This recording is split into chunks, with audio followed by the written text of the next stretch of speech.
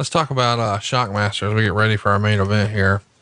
Meltzer would say after the debut where he, busted his ass or whatever.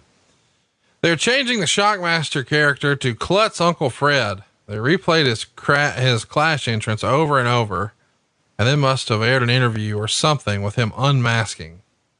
On the September 18th show, the main is Flair and Rhodes versus Rude and Sid, ending with Rude and Flair in a figure 4 and the Harlem Heat interfere. Sting and Big Fred make the save, but Fred trips over the guardrail and wipes himself out and the guardrail before he could actually make the save. During the show, several kids were kicked out of the taping because Fred was in the audience and they began chanting Shockmaster at him. The middle section in front of the cameras was blocked off again for models and suits as part of the no black kids in front of the camera idea. My goodness. Did you ever hear about a sort of low key, maybe not spoken about, unspoken rule, no black kids in front of the camera rule? That's bullshit. I never heard of that. In fact, when Vader got beat by Ron Simmons, that kid's like losing his mind in the front row, right in front of everybody. That's weird. Ooh. This is what Meltzer wrote this? Yeah. I'd never read that before. That's bullshit. If Eric Bischoff is truly running the company now, like he said, there's no way that Bischoff would. Oh yeah. I agree totally. That's not a Bischoff move for sure. Yeah. By the way, Eric Bischoff received a promotion based on the Clash rating to senior vice president. David Crockett was also promoted to executive in charge of all television production. Doug Dellinger getting rid of the punks behind us. Good job, Doug. Also should mention that, quote, Sabu received word from WCW they weren't going to bring him in. Let me get this right. Charlie Norris, Thunder and Lightning, Harlem Heat all passed their tryouts and Sabu failed his. I think there was a concern that Sabu was a little bit too over the top for us. Might get some lawsuits with fans or whatever. Might get some lawsuits with fans, or maybe what we wanted him to do was not what he wanted to do, and it wouldn't be a good working relationship. The August 18th Clash of the Champions, where famously the Shockmaster gimmick happened, got a 3.8 rating, viewed in 2.32 million homes. Quote, which caused a major league party at the WCW offices on Friday. It's the largest audience to watch any pro wrestling TV show in the U.S. in 1993. More people saw the Vader Davey Boy Smith on first run than any U.S. match since November 92, when the WWF had a special. It's the highest rated Clash since November of 91. So some good news here amidst all the bad. I don't remember a party. I guess that's a figure of speech.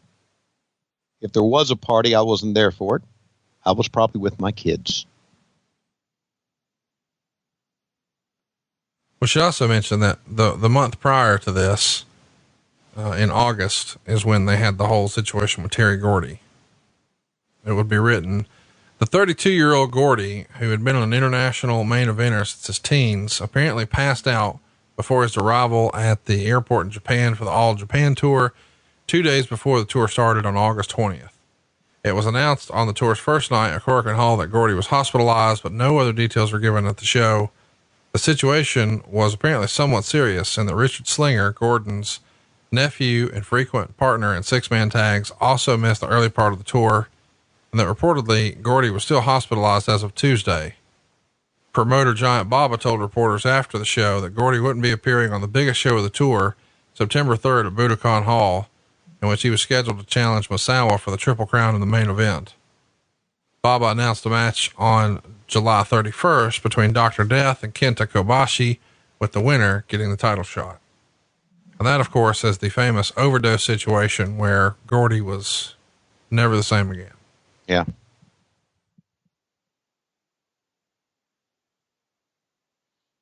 What a business. Really. And you know what's good about the business now? What's good about the business now, buddy? I'm getting in AEW mode again. Is that it's not like that anymore, right? I think I'm seeing that, and I'm I'm not saying anything about Terry Gordy or his ego, but or let's talk about Sid Vicious and his ego. Massive egos are kind of in check now in the business. I really think so. There's more a feeling of a team now than there used to be. Maybe I'm wrong. Maybe maybe after, maybe I'm wrong. I don't know, but I get a, maybe it's because I've been away for so long. I don't know, but I just get a feeling the business has changed. The business has obviously changed from what you see now on TV screen. It's a different type of product in many ways, but it's also changed behind the scenes as well. And for the better. Do you remember recutting spots for this show, like promos? Because originally Road Warrior Hawk was supposed to be in this main event, and he's going to be replaced, of course, by the Shockmaster. Right. No, I don't remember. Well, you had to recut him, you motherfucker. My voice? Your voice out of your mouth hole. You sure? Well, that's what Dave said, but you're probably right. You remember everything from back then. So no. The reason I say that is that we had voiceover guys cut spots for us, and that's why I question that. I cut a lot of radio spots for us. I remember back then, but as far as voiceover TV spots, I just we had voiceover guys, so I didn't do them all. All right, here we go. Animal, Dustin carrying that United States Championship with him. British Bulldog. I love that cape. I do too. I wish I knew where that one was. That'd be a cool collectible to have. And there he is, the Shockmaster, no longer with the helmet and the gimmick, just the hard hat. And there's Sting. Like, can you believe this? What a cool team that would have been, though. You know, Dustin Rhodes, Sting, and the Road Warriors. You don't think? You think the Shockmaster was not as cool as Hawk? Yeah, that's what I think. No. Okay, I see what you're saying. You're saying that Big Fred was the big turd in all this. No, I'm not saying that. I'm just saying, you know, like he doesn't belong there. I like Animal, but you know what I like better than Animal? The Road Warriors. Right. I get it. I want to mention this to you because this fascinated me in my research. Awful lot of discussion earlier this week with the Ole Anderson hotline segments. On July 24th, Anderson challenged, quote, any rag rider to get in the ring for $10,000. Although during the segment, he talked about it as reviving his old challenge, which apparently in his youth in the Carolinas, Anderson used to offer $10,000 to any mark who could beat him in 10 minutes as a way to show wrestlers were real. Right. Although few people alive remember that or know what the old challenge was. On that segment, Anderson appeared to have lost it, although not to the extent Bill Watts did in a similar situation near the end of his run. On July 31st, after Mark Madden of the Pittsburgh Post-Gazette and Pro Wrestling Torch contacted WCW about accepting the challenge, Anderson cut a promo on the 300-pound Madden, saying he was fatter than Haystacks Calhoun and that one of the McGuire twins must still be alive. Anderson was actually pretty funny on this one and tried to work his promo towards drumming up a debate between himself and newsletter writers on the WCW hotline. And Madden, during the past week, faxed WCW a letter asking for his check for $10,000 to get in the ring. And Marvez wrote a column in the Herald about Madden accepting the challenge, going on the idea that Anderson, a vice president with a Turner company, went on a hotline challenging reporters who criticized him to get in the ring and get beaten up. And on the August 7th hotline, Anderson said basically he meant it all in fun. What do you remember about Mark Madden wanting to actually have a shoot fight with Ole Anderson for 10 G's? I remember thinking, how silly has this fucking gotten? And I remember thinking, and of course I didn't know Madden that well back then, but I remember thinking that this is a pretty good publicity stunt for Madden, that he could make a little bit of money. And I always kind of, looked up, rolled my eyes at it because I remember the old Ole promos back then. I mean, his promos back then, Ole's promos were fucking real back then. He challenged truck drivers. So you think you're a truck driver and you watch us every week and you think you're pretty tough? You're more than welcome to step in the ring. And I always thought this was an extension of Ole just trying to be Ole Anderson, and instead of pointing towards truck drivers, pointing towards, the quote unquote dirt sheet riders. Thinking that I think he did that thinking that no one would accept the challenge, because no truck driver accepted it. If they did, I guess they had no way to find him. But I was surprised it happened. But then when it happened, when Madden, wanted to do it, I thought, well, this would be a very good publicity for Mark. Mark was pretty sharp about that. And you've gone on to meet Mark. He's great guy. Yeah, he's a cool guy. Big part of Starrcast 2 and 3. We're going to try to have him back for Starrcast 4 as well, if his schedule permits. Yeah. By the way, we're going to start announcing some of our headliners and main attractions and our overall theme for Starrcast 4 this next week. You excited about that? Yeah, I think it's going to be a lot of fun. I hope I can make it. You hope you can make it. Yeah, I've been kind of busy. Well, you're all over the Friday show, so get ready. Okay. And we got something planned for you for Thursday night. Okay. Let me see where Georgia football is that Saturday. You'll be there Saturday. Don't worry. Okay. I know where you're not going to be. You're not going to be at AEW's Full Gear. Instead, right. You're going to be at home hosting the Missouri Tigers. Okay. All right, then. You excited about Missouri beating y'all? Missouri's not going to beat the Georgia Bulldogs. Would you stop? What? I mean, they scored 61. Really? Yeah, back in 2016. Mm-hmm. No, seriously. Back in 2016, y'all beat Missouri by 1 point. Wow. How about that? That was like how many years ago? 3. Oh, okay. Just saying. Not many of those players are still on the team. Hey, this is a pretty good start to this match. I thought Dustin came in looking pretty good. I hear Kevin Sullivan in the background. Yeah, he's shaking his collar. Is that Biggity Bug? That's Chewy Louie. Kill that one. Oh boy. That one's the jobber. That's the jobber of the Schiavone dogs. Who is? We got Chewy Louie. Chewy Louie, Dooley. Oh, Dooley is a turd. Dooley is the shockmaster of the group. Miss Tilly. Oh, Tilly's a whore. Yeah, Tilly's an old whore from way back. And then the Bug. Yeah, Biggity Bug's the one who's over. Yeah, I know. Damn right he's over. He knows he's over too. I love this right here where they did rock, paper, scissors with Nick Patrick. And God damn it, the heels win again. Have the baby faces ever won a coin flip or a rock, paper, scissors ever? They've never won the baby faces have never won a coin toss that I remember in War Games. Did you see that camera that Jackie Crockett just carried by had a giant JCP on it? I didn't notice that. No. Huge. Wow. Here he comes. Stevie Ray. What was he called then? He wasn't called Stevie Ray then, was it? Cole. Hole? Right? What? Did you say Hole? Oh, Cole. What's wrong with you? I thought you said Hole. This is, Stevie Ray was Kane. Booker T was Cole. Kane and Cole. Are you all right? All right. Yeah. I just wanted to make sure I got the names right. I feel like you're having an aneurysm here. No, I'm fine. I'm fine. I'm in perfect. I'm fine.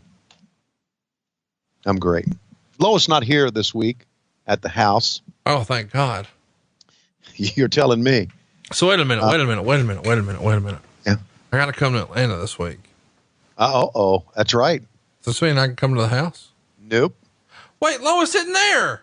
That doesn't matter. I'm embarrassed by this house. Wait. I am. I'm embarrassed by this house. Well, why I would never let my friends here. How am I going to hang out with you? We're going to go to Tim's Brew Pub. But then afterwards, after I've had too many Miller Lights to drive, I'll just drop you off the airport and you can sleep in the lobby. I'm driving over. Oh, you're driving? Oh, I'll drive you home. I don't have anything to do on Friday. You're going to drive me home to Huntsville, Alabama. Yep. And then I'll just fly you back. That's fine. No, I mean, that's right. You got your car. Oh, I was going to drive you in my car. Well, what are we going to do about my car? Well, if it's the Rolls, we'll just leave it in my driveway for you. I'll get it to you.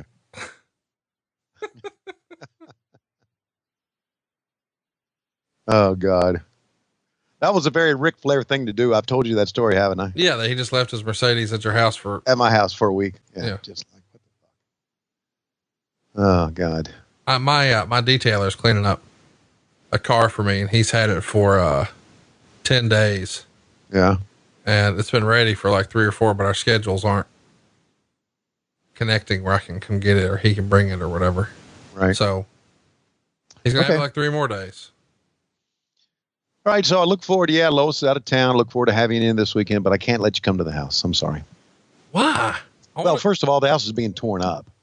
What does that mean? We got new wood floors being put in the kitchen. They're fixing the ceiling in the basement. We had a water damage done, and you had some deferred maintenance issues. Yes. That now, thanks to Tony No. I knew you were going to go that direction with it. That's not true. Oh, thanks to me personally. With all the great success we've had here on the show. Now, thanks to a water leak and thanks to a deductible from the homeowner's insurance, I was able to get done. Yeah, same thing. That's what we're saying. The same thing. Okay. So anyway, the house is going to be torn up. I have workers in here and everything. And I love you. You're my friend, but I can't let you see this house. I can't. You want to go to Pop's house? Hell no. He's got a cool little man cave set up. I don't give a shit. You want to go to your boss Cody's house? Yeah, we could do that. I mean, he's got space for days. Yeah, I've been to his house. As a matter of fact, Cody and I live very close to each other now. Cody, I think Cody's like, I think he's in a good place with his house. Yeah. He's like randomly texts me, how many square feet is your house? I mean, I don't know.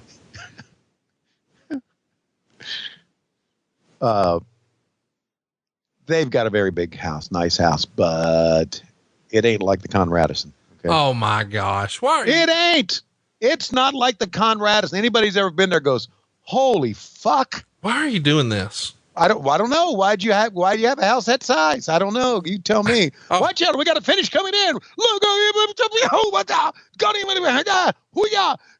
kicking them. Anderson goes down. He doesn't juice like his dad would do. Dude, Dustin is hitting a gusher here. Are those his dad's boots?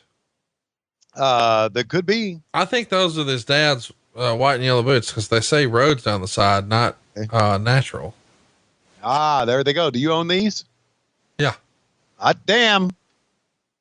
Yeah. In the very large, spacious Conradison. Dude, I'm in a tiny little office that I've made it to my studio, and you're acting like I've got this palatial estate. Yeah. Yeah. You know, the thing about Zillow is. Oh, fuck you. Why are you doing that? Anybody can find your house on Zillow. No. And they'll go, you know what the first thing will be out of their mouth when they say that? What the flying fuck? Why? Business is picked up. You're clipping all that out. Hit me giving all my shit away here on the show. The hell? Oh, that was a terrible bump. So who are we missing? I guess the Shockmaster is going to be like the man to come in here and clean house.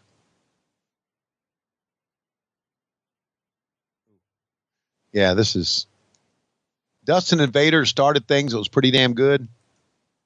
But now, And apparently because the way this show is timed here, by the time the final guys get in, they're going to go home. Jesus, we still got 2 and 2 now. So 2 and 2 times 4 is 8 minutes, and we've got like 10 minutes in the show. Oh, they've done that spot once, but they'll do it again.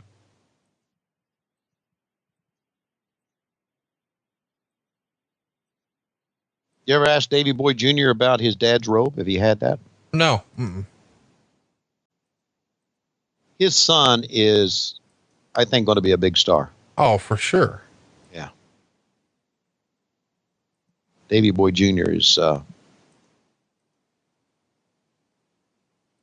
to be big.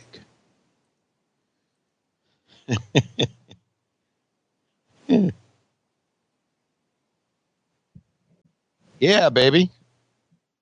We caught him on top of that steel.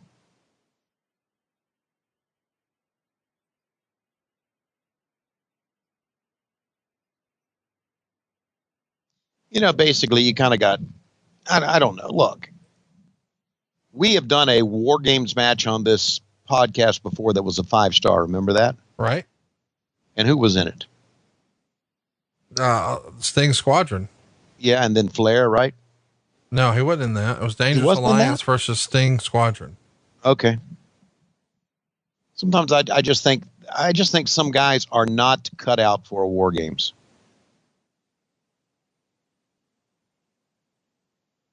The first War Games worked because there was always issue with the Horsemen and Dusty's friends. To put a War Games up just to have War Games, to me, doesn't work. Right. Because the issue here isn't it the issue of Vader and Cactus here? Oh, it's Klondike Bill. And yeah, Cactus isn't even in it. That's exactly right. Too many overlapping storylines for you? Yeah, well, yeah. But not enough of the featured storylines. War Games is your feature event, and it should feature any major issues. And the biggest issue is, I don't know, Vader and Cactus. Anyway, it's just me doing what all of you people do. You know, you second guess and rebook and rethink and. Wait. Why are you saying you people? I'm talking to everybody who's listening to our podcast. Everybody looks at a match and says, I could have booked that better. Don't they? Most of us do.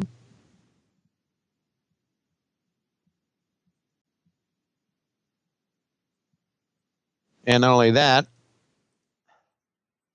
I hate to say it, but in this type of match, there should be more blood. Well, Dustin's old school. He's trying to bleed for them all. And guess what? At Double or Nothing, he did bleed for them all. Oh, yeah. Him and Cody. Oh, my God. It was nuts. That was nuts. I mean, right now, everybody should have juice. Vader should be bleeding. It just everybody should be. That adds to the realism of this.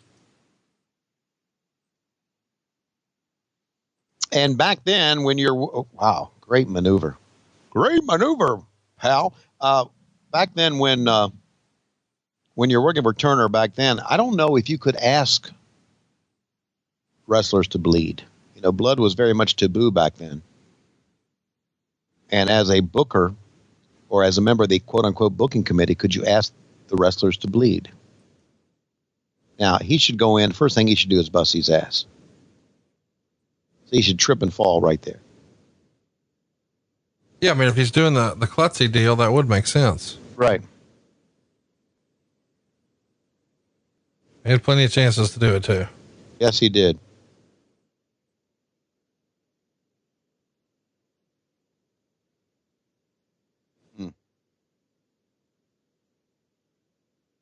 Nobody giving a fuck on the outside.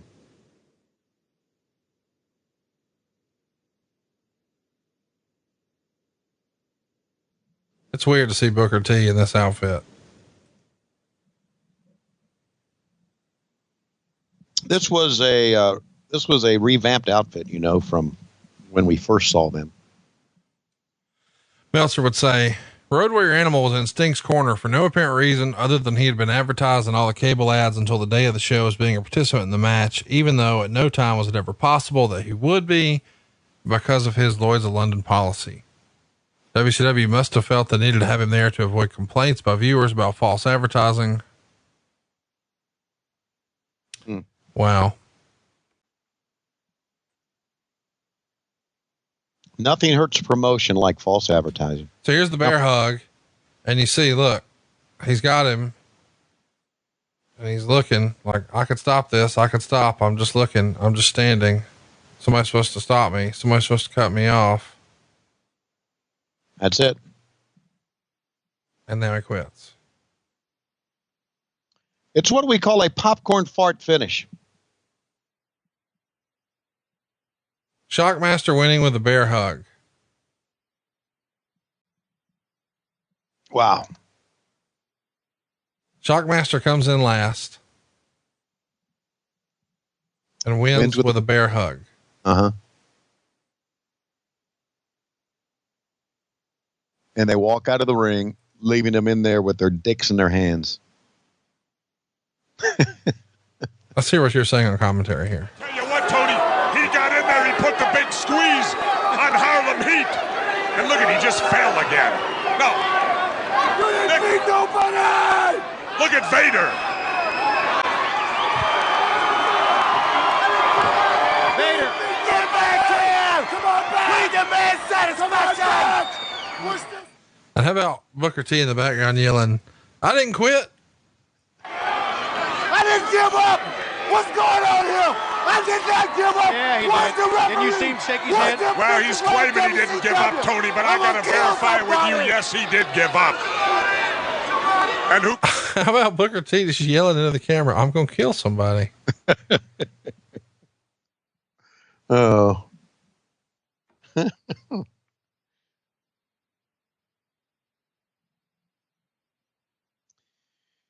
Wow. What a sucker that was.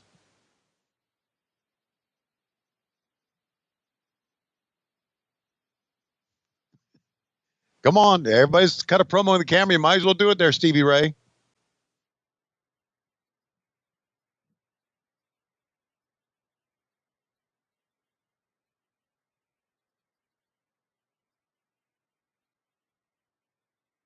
Because suckers got to know. Jesse and I are still going to have how many minutes? About a minute to change hands. Houston, Texas, baby. People cannot wait to get out of there. They are racing for the aisle. They're racing for the stands. See people throwing shit? I do.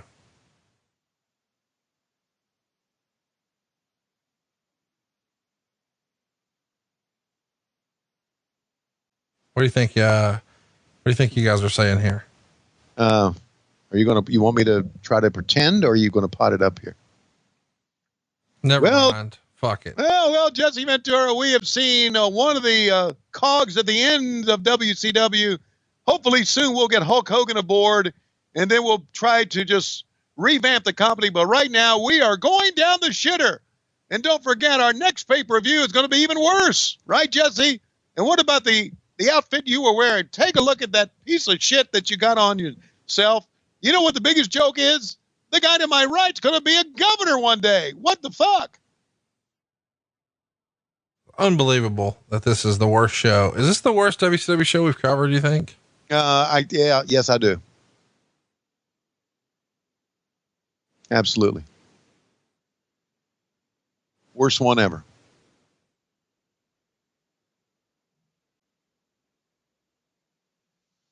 Oh, Jim Barnett's name in there. Holy motherfucking Christ. There's our Neil Pruitt. Yeah. Who else is on there? Jeff Bornstein. He does lighting for AEW now. Mike Weber. Yep. Doug Dillinger. Gary Juster. Annette Yoder. Jody Hamilton. Bill Dundee. Greg Gagne. Grizzly Smith. Mike Eagle. Jenny Eagle. Gary Juster. Like you said. David Crockett. The F in David Crockett is for fuck. David fucking Crockett. And there's your executive producer. And there's our promo. Halloween Havoc 1993, which we've covered. You can catch in the archives. Hogan and Nitro, New World Order and the Crow, Thunder Russo, Arquette Champ, Vinnie Mac, simulcast. Tony's back with Conrad, not your classy podcast. Watch along, try not to laugh. Lowest rules can't pass. This wasn't the initial plan. Tom Zigg's a good-looking man. Klondike Bill, make a chant. Tommy, you come over here.